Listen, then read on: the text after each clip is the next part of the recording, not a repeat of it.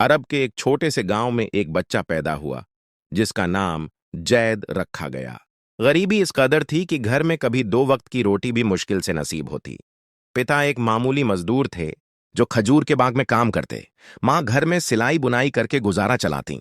जैद का बचपन उन बच्चों जैसा नहीं था जो खेलकूद में डूबे रहते। वो अक्सर अपने घर की टूटी छत के नीचे आसमान की तरफ देखता और सोचता, या अल्लाह, ये दुनिया इतनी बड़ी और रोशन क्यों है, लेकिन मेरा घर अंधेरों से भरा क्यों है। लेकिन उस अंधेरे में भी एक रोशनी थी, उसका ईमान और कुरान से मोहब्बत। गांव की मस्जिद में एक बूढ़े कारी साहब थे जो बच्चों को कुरान पढ़ाते। जैद हर रोज वहां जाता। अक्सर भूखा होता, कभी फटे कपड़े पहने होता, मगर दिल में तिलावत की लज्जत से भर जाता। जब दूसरे बच्चे खेलते, जैद मिट्टी पर लकड़ी से अरबी हुरूफ लिखने की कोशिश करता। उसके दिल में इल्म की इतनी प्यास थी कि वो अंधेरे कमरे में भी कुरान की आयतें दोहराता।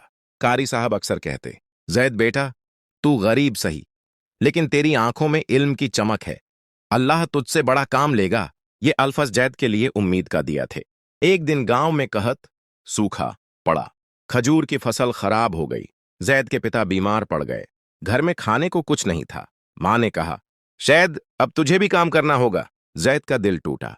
वो पढ़ना चाहता था, लेकिन मजबूरी में उसे मजदूरी करनी पड़ी।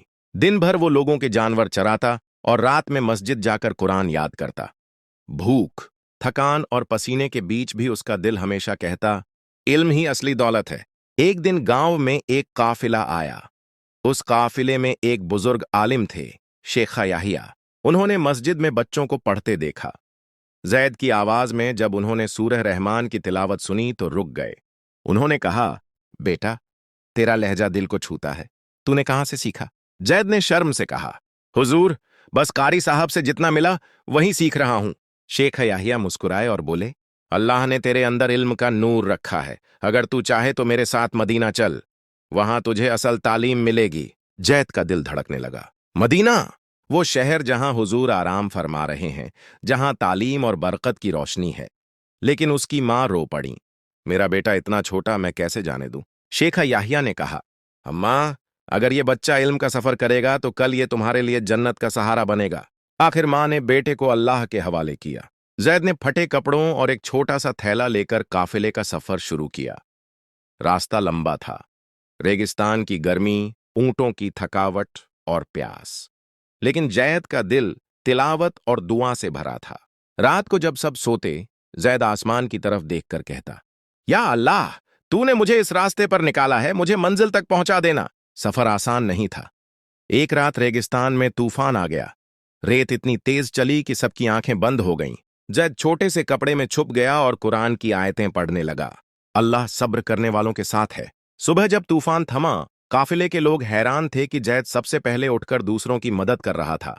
शेख याहिया ने उसे देखा और कहा, बेटा, तू सिर्फ इल्म का तलबगार नहीं, बल्कि लोगों का खिदमतगार भी है।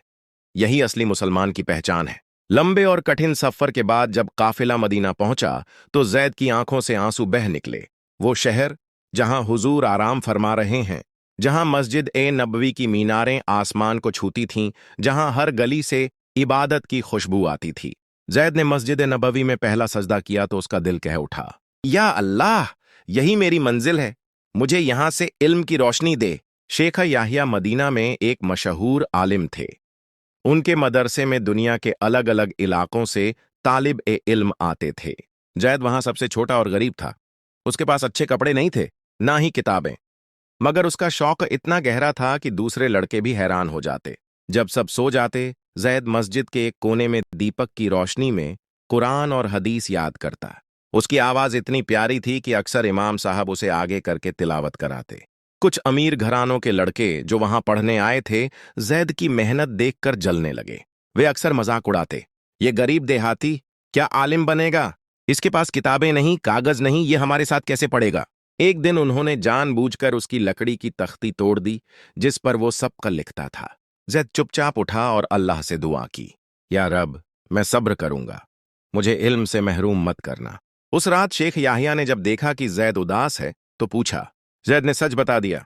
शेख याहिया मुस्कुराए और बोले, बेटा, याद रख, जो सब्र करता है अल्लाह उसे ऊंचा दर्जा देता है और इल्म सिर्फ किताबों से नहीं बल्कि दिल की रोशनी से आता है।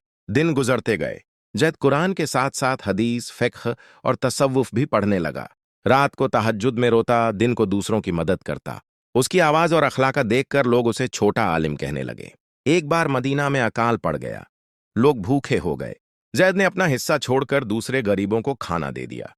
उसकी ये कुर्बानी देखकर शेख याहिया रो पड़े और कहा, बेटा, तू सिर्फ इल्म का तालिब नहीं बल्कि अमल का वारिस है। कुछ सालों बाद शेख याहिया ने जैद से कहा, बेटा, अब तुझे सफरे इल्म में आगे बढ़ना है। मदीना ने तुझे मजबूत किया है।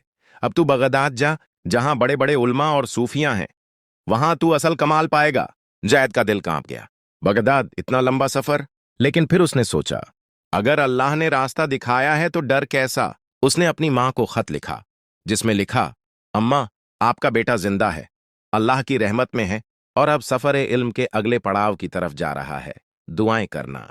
जैद मदीना से निकलकर बगदाद की तरफ रवाना हुआ। बगदाद उस वक्त इल्म और हिकमत का मरकज था। वहां बड़े बड़े उलमा, मुफस्सिर, मुहद्दिस और सूफिया मौजूद थे। सफर आसान नहीं था। कभी चोरों का खौफ,